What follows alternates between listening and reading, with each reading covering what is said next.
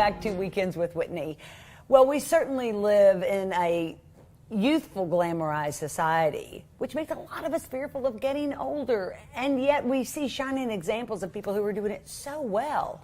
But nonetheless, a lot of us have a lot of fears about it. Dr. Nick joins us this morning with that and more. Good morning. Good morning, Whitney. And thank you for tackling a topic that is of real fascination to me.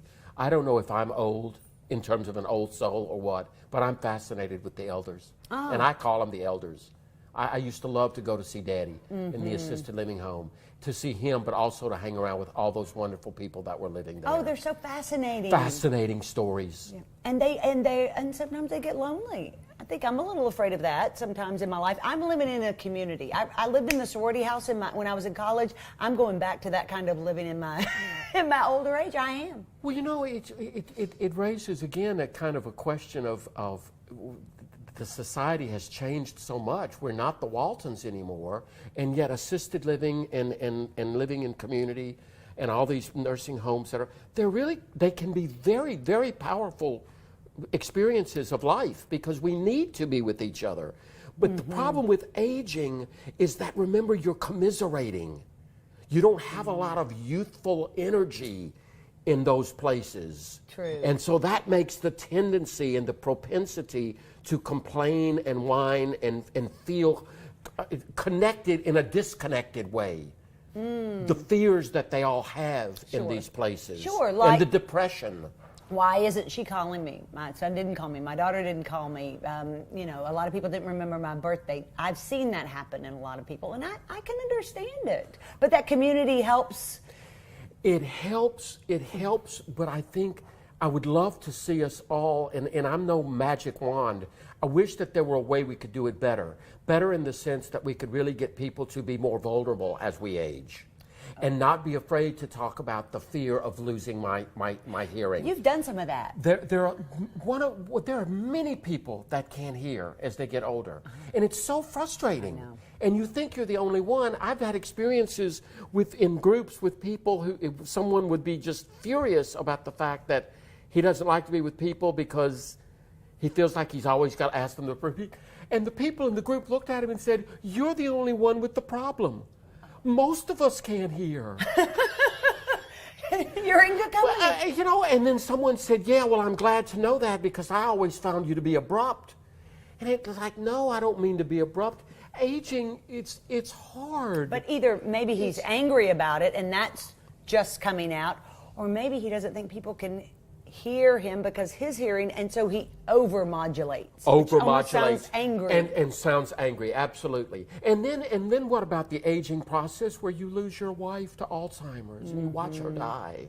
Right. And what about the aging process where, and let's be honest, the assisted living and nursing home, I do think for the most part they're caring people, but they're not perfect. And how do we live with the frustration of the limitations of care when we think our wife ought to be getting more? Sure. Better nursing, better care. Oh, well, you have to have an advocate. We talked about that. We do look at that, but we also, I think it's also, again, in the kind of setting that I'm working with some elders, is we're helping each other to look at options.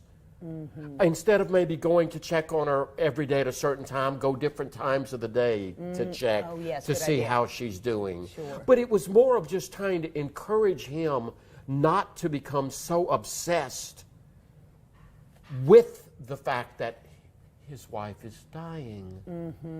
Yeah, which is tragic. Of course it is, Whitney. But those 80-year-olds are also life. Oh, look, Jack, he's got shuffleboard, he's swimming, he's working out on the treadmill, he's got bridge games. I could hardly fit in an interview. I had to schedule. Isn't that exciting? A week out. Isn't that exciting? And he had to cancel some things to fit me in. And what did you take away from that? Because you had the experience. I know you told me how wonderful it was. It was, and Jack can't hear very well, and so, but he said it, which was lovely. He said, "You're going to think I might be ignoring you. I just don't hear well. So, if you ask me something and I don't respond, please louder or say it again or make sure I'm looking at you." Well, that's a good learning experience. It was. Because then you were able to deal with it better. And I love that he loves sports. I mean, you know, because there's a little competitor in all of us. And I just love that, you know, even at 80 and 90 years old, they're out there. I mean, he told me that there was a guy at the Senior Olympics last year who beat him, who was 101, and Jack said, the guy died 2 months later, and that's how I want to go out too. Interesting. And a wonderful story of always playing with those who we think might be better because they're pulling us. Because he was better. At 101, he was better. Absolutely. Better in the sense of how do you do it at 101? And he could throw it further. He had the strength. But isn't that great? I like that. I think there's a lot for all of us to learn in aging and people like Jack. There is. And if I may just go back to one of my familiar themes that I like to always talk about with people, I don't want to ever retire. I may stop one career, but God save me from not having some passion to get up for every morning. Look at Jack. Look at the people that have wills to live and purpose. If it's only playing bridge all day, or, you know, doing their puzzles, or making calls, or learning the computer. Sure. Or Really, Daisy's Whitney, painting. Don't you feel that in yourself? Of course. People look at me like, you don't want to retire? I'm like, what do you mean retire? Retire sounds so dead to me. Changing life, maybe, adding skills. But then Jack's probably doing a lot of what he already was doing, just doing more of it. Oh, yeah. In his 90s, driving to Austin, Texas. Really. He will just get in the car and keep on driving. And, well, I mean, it's not like somebody's trying to take away his keys. But he's an exception. I'm going to say that there are not a lot of people in his age bracket who can do that. He's an exception. And I think that's where we have to be very conscious of allowing people to do their best. And their best may not be what it was 20 years ago, or even 10 years ago. Sure. When I'm sick, Whitney, I'm not my best. I know. You know that. And doesn't when it you're make not you feel feeling old? good. Of course it does. It makes me feel old. Of course it does. But then I'm aware that the body is not what it's not in its 20s anymore. It may take 4 rounds of antibiotics. We're both tired of his rounds of antibiotics. I'm sorry that you don't feel better. I do think that wisdom comes, though. I would love to sit with Jack. I bet there's a wisdom that is just phenomenal. Absolutely, yes. There is. And he doesn't have to be my grandfather for him to share it and for me to receive it. And that's a beautiful thing. A very beautiful thing. So, and there are a lot of nursing homes and a lot of places in people's communities that people would love to see someone. Maybe their family lives far away. You know, wouldn't that be great? Sure. To go out and almost adopt someone in a nursing home. Sure. Well, I'm working with someone, and I won't say the language, but I'm working with someone who wants to get better English. And I said, I'm going to cut a deal with you. I'm going to take you to this nursing home that I'm working with, and you're going to teach Russian to whoever wants to learn it. And I think she's already got 3 or 4 people that want to learn Russian. She's thrilled because she gets to teach Russian, but somebody in the nursing home is going to teach her English better. What a great.